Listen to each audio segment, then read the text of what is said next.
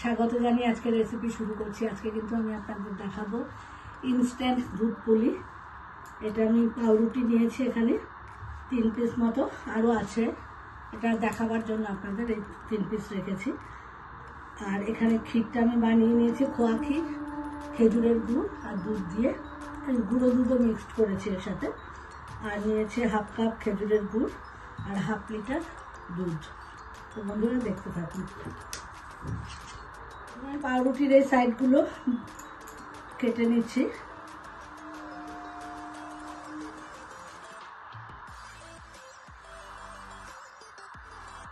সাইডগুলো কিন্তু কেটে নিয়েছি, এবার একটু চেপে নিয়ে একটু বেলে নেব।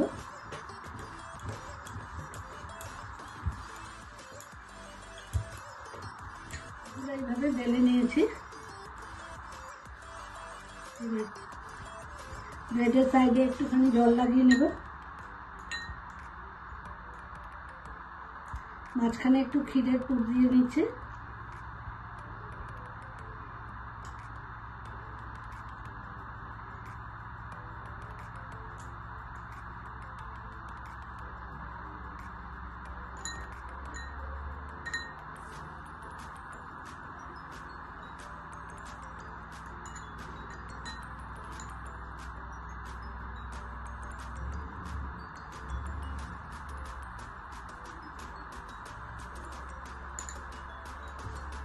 এবার এই বাটির শেপে এই জায়গাটা দিয়ে কেটে নেব।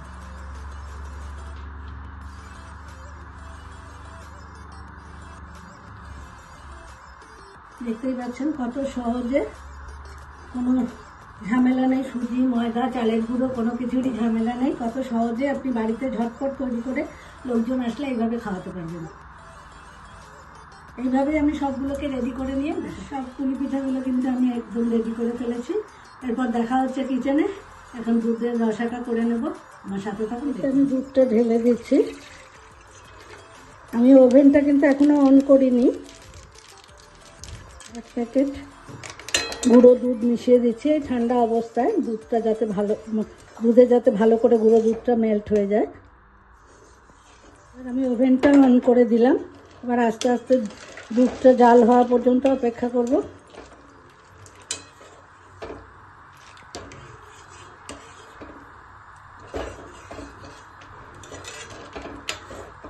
দুধটা কিন্তু বন্ধুরা দেখুন অনেকটাই ঘন হয়ে গেছে। আমি এখানে 4 চামচ চিনি অ্যাড করেছি। এখন এই খেজুরের গুড়টাকে দিয়ে দিচ্ছি।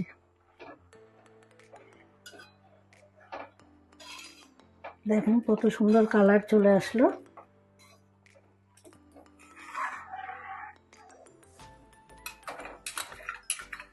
এখন ওভেনটা অফ করে দিয়ে একটুখানি ঠান্ডা করে নেব। এবার এই দুধের রসটা এটা পুলির, ইনস্ট্যান্ট পুলির উপরে দিয়ে দেব আমি।